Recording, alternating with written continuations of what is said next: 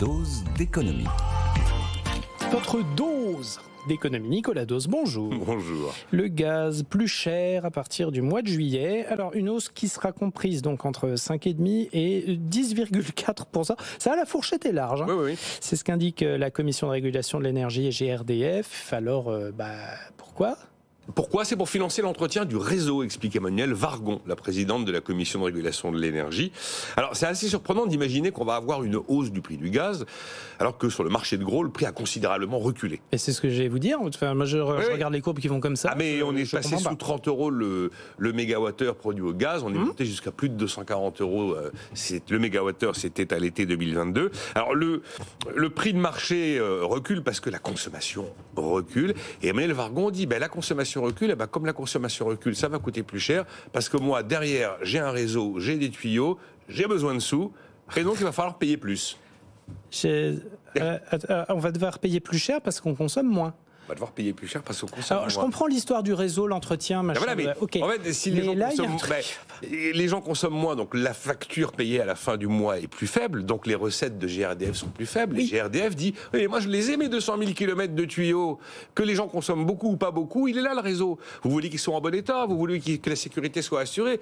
Donc c'est de l'entretien, donc c'est de l'investissement, et donc vous allez tous devoir individuellement donner un peu plus, parce que vous avez globalement tous consommé moins. Et donc pour maintenir les recettes qui permettent d'entretenir le réseau correctement, voilà ce que nous annonce Emmanuelle Wargon. Je ne suis pas sûr que intuitivement tout le monde comprenne exactement l'histoire, mais c'est pourtant bien le sujet. Hein, ouais. Voilà. Alors le prix du gaz a déjà augmenté au début de l'année parce qu'on a doublé la TICGN. C'était prévu dans la loi de finances 2024. Okay. C'est tombé plutôt bien pour le gouvernement. Ça intervient à un moment où, justement, le prix de gros n'est pas trop élevé. Donc, ça fait qu'on n'a pas un effet explosion des factures soudain par rapport à ce qu'on avait l'habitude de voir depuis 2 ans. Et là, donc, il s'agit d'augmenter l'ATRD, c'est l'accès des tiers au réseau de distribution. C'est ce qui demande la Creux. Vous irez voir une facture. Il y a plein de choses dans une facture. Il y a des quantités de trucs, c'est assez extraordinaire. Il y a même une partie de votre facture qui paye la retraite des électriciens gaziers. Oui. En tout cas, non, mais là, c'est le réseau. Donc, 5,5%, c'est la hausse si vous chauffez votre foyer au gaz. Et 10,4%, c'est la hausse pour ceux qui utilisent le gaz pour l'eau chaude et pour la cuisson. Si je prends le PRV, le prix repère de vente de gaz naturel au moyen aujourd'hui, celui qui aura 5,5% de hausse, ça lui fait 7,30 € de plus par mois. Et celui qui voit sa facture augmenter parce qu'il n'est concerné que par l'eau chaude et la cuisson de 10,4%, ça fait 2,20 € par mois en plus. Voilà ce qui va se passer.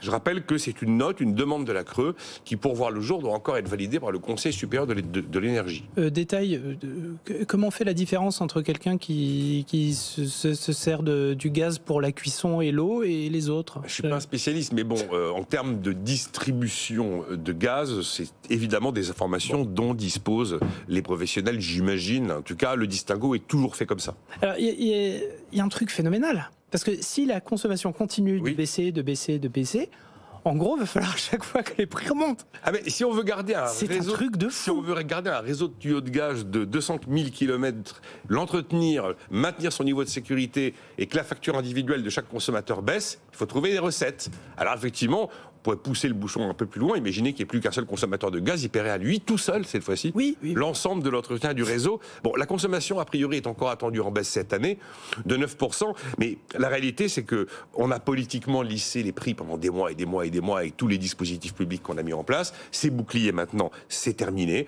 On voit en fait que petit à petit, que ce soit pour l'électricité, que ce soit pour le gaz, les vrais prix reprennent leurs droits, les taxes retrouvent leurs niveaux normaux, et ce phénomène de lissage nous conduit à une situation où, quand vous regardez le prix de l'énergie au sens large en France par consommateur aujourd'hui, c'est une hausse d'environ 7%, quand sur le reste des marchés européens, c'est une baisse de 7%. Donc on sort un peu de cette logique administrée, et effectivement, il faudra payer plus cher. C'est pas un petit peu le début du rêve de Jean-Marc Daniel, le litre de super à 4 € pour décourager tout le monde? Oui, ça c'est la transition.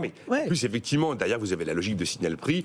Autant les précédentes réglementations thermiques de la construction encourageaient le passage à la chaudière à gaz, autant ce qui s'appelle maintenant RE 2020, la rénovation énergétique, la réglementation énergétique des bâtiments, désincite à aller vers le gaz, et là vous avez un nouveau signal-prix.